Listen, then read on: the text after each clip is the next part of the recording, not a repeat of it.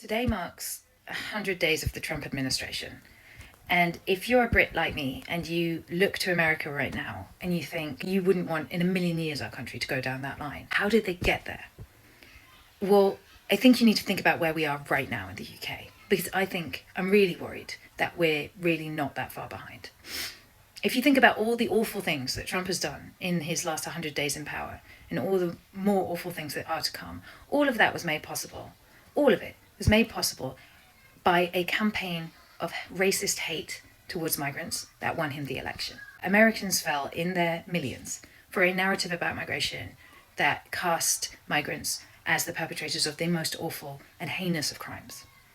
Trump specifically went out on the campaign trail again and again and spread the lie that migrants are criminals, gang members, violent, and most of all, he said they were rapists. And that's how he won, and that's how he got there, and that's how he's been doing what he's doing now to America and what he's doing to the rest of the world.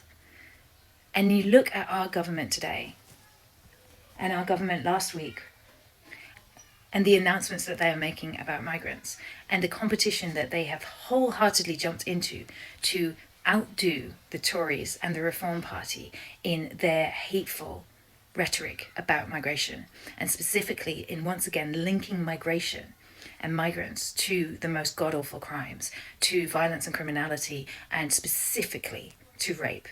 Now, none of this is about keeping women safe from rape. None of it is about protecting anybody from crime. What we know about crime is that it is fueled by social deprivation, not by anybody's nationality or their immigration status. But this government is doing nothing to address poverty and deprivation in our country.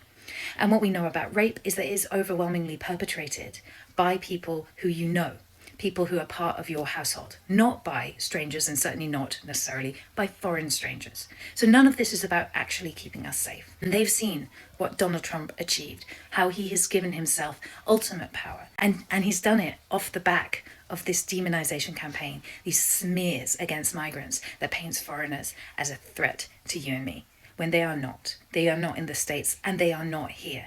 And if you think, how did the States get there? It's because people who saw this rhetoric didn't stand up, didn't make a stand against it, didn't stand up for people who have come to this country from other places, who happen to have been born elsewhere, who may be Muslim or may not have white skin, and say they are not more likely to be criminals than any of us. It is wrong to brand them as criminals, and specifically as rapists. That it is a deliberate and racist tactic to try to divide people from their rights by buying into this narrative that migrants are a threat to us, and specifically a threat to women. That is not true. And what we must do if we want to avoid the fate of the United States is we must be speaking up now against this hateful rhetoric being pumped out by our government. If you have a Labour MP, then I really seriously think that now is the time for you to stand up and say something to them. Say something to them before we end up where the US is now with Trump. Do not let the far right buy their way to power off the hatred of migrants.